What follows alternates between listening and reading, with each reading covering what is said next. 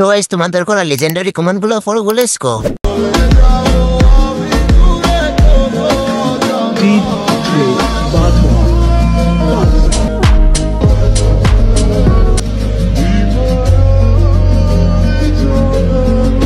जहन्नमी जहन्नमी जहन्नम। तो चलिए शुरू करते हैं। সমুদ্রের ঢেউ উঠছে, সবাই পালান। আইসস্টোন এর নিচে বসলে আমাদের আর এত কষ্ট করতে হতো না। আপু আসতে খুলে পড়ে যাবে তো।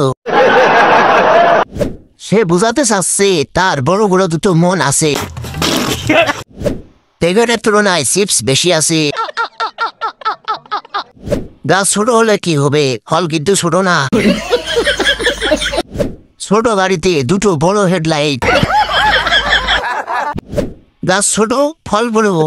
তো অবাক। তাই তো বলি এত ঘন ঘন ভূমিকম্প হয় কেন? রিলস বানাচ্ছে, ছেলেদের দেখাচ্ছে। আসলে কি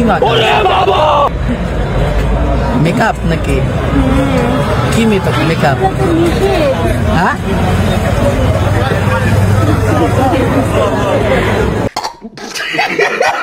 चलिए शुरू करते हैं। সবাই আইতাল ঘুরছি বলো, শেওড়া গাছের পেতনি রাস্তায় এসে পড়েছে। পেতনি খলিফা। এইভাবে আটা ময়দা ব্যবহার করলে আগামী প্রজন্ম না খেয়ে থাকতে হবে। তাই তো বলি আমার প্রায় 3-4 দিন রুটি বানায়নি কেন? সুন্দরী ওদের রানী পেতনি। এই মেকআপ তুলতে তো ভেগুকারি লাগবে। দূর থেকে দেখলাম পরি, সামনে গিয়ে দেখি পেতনি। অবশেষে আমার দোকানের আটা চুলকে খুঁজে পেলাম। উনি চাইছিল সুদর্শন মহিলা হতে। মেকআপ আপু, ময়দা আপা। अच्छा মেকআপ সুন্দরী, ময়দা সুন্দরী। ভাই ও প্যানেল মে আর গুছাইছে মামুন ভাইয়ে লাচাইছে অন্য লোকে তো। चलिए शुरू करते हैं। হঠাৎ হাতির শখ হয়েছে ঘোড়ার পিঠে ওঠার। ভাগ্যিস ভালো নেমে গেছে, নয়তো ঘোড়াটা ওপারে চলে যেত। হাতিটা মনে হয় চিড়িয়াখানা থেকে পালায় আইছে।